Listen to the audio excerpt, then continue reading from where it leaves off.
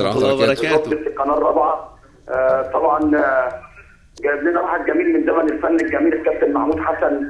الله يخليك يا حبيب عادل. قلب الكابتن محمود ده من الناس الاوفياء اللي لعبوا النادي الاسماعيلي للفنانه، مش للشهره ولا للمبالغ الماديه، ومن الجيل الجميل اللي ما خدش حقه ومظلوم. وعلى فكره كابتن خالد الكابتن محمود حسن لعب منتخب مصر.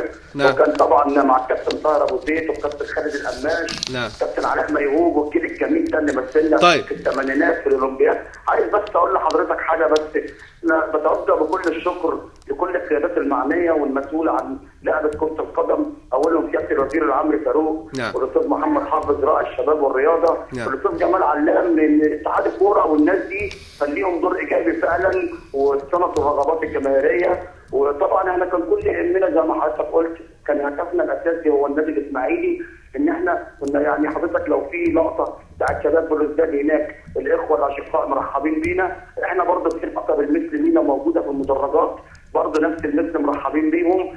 كان معايا الاستاذ محمد بن سور رئيس لجنه شباب انصار بلوزداد، يعني بالمعنى الادق رئيس رابطه مشاركيه شباب بلوزداد. نعم. مشرفنا في اسماعيليه من يوم الاثنين لغايه يوم الثلاث. عملنا توامه جميله بيننا وبينهم. في حاجات جميله كده. وعايز بس اقول لحضرتك ان الحاج محمد ابو السعود الراجل المحترم والمهندس خالد فرو الشخصيه الجميله مع الكابتن علي غيث عملوا مجهود لا باس به، وكنا على العهد معاهم لدرجه ان السياده العميد محمد ابو السعود مضى على اقرار شخصي لوزير الداخليه تعهد فيه ان جمهور الاسماعيلي هيحضر المباراه من اجل مسانده ومؤازره النادي الاسماعيلي، وده الهدف الاساسي. حضرتك علقت دلوقتي وقلت ان بعد ما دخل فينا الجون كان الاسماعيلي كان قوه اكتر في الجماهيريه. برضه في حاجه بتتخلد، احنا دخلنا على سنه كام شهر ما شفناش نادي الاسماعيلي، ما دخلناش استاد، ما قدرناش الفرقه بتاعتنا بجد. عايز اقول لحضرتك بس ان انا كان في اتصال بيني وبين الكابتن الخطيب. حضرتك عارف كابتن الخطيب طبعا مسؤول شركه الرعايه الجهينه النادي الاسماعيلي من غير اسماء بس هو الشركه الراعيه للنادي الاسماعيلي كابتن محمود الخطيب. انا كلمته على اساس المسانده الجماهيريه.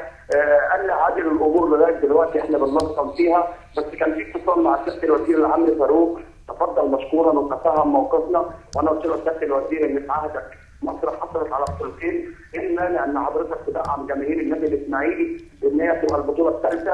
قال لي دعم من الوزاره ما ينفعش، انا اقدر اخدمكم خدمات ثانيه باتصالات مع السفاره باتصالات مع شركات مصر الطيران. المهم ان كله يتكاتف يا استاذ خالد، لان احنا الفتره اللي جايه احنا عايزين نقدر النادي الاسماعيلي اكيد، خصوصا بعد التوأمه الجميله اللي ابرمها النادي الاسماعيلي مع شباب بلوزداد. يعني كده احنا يبقى لينا كمان ناس مستنيين منكم شو احلى ان شاء الله في مباراه اتحاد العاصمه باذن الله الجزائري، وظهور بشكل اكثر من رائع الاستاذ عادل شكوكو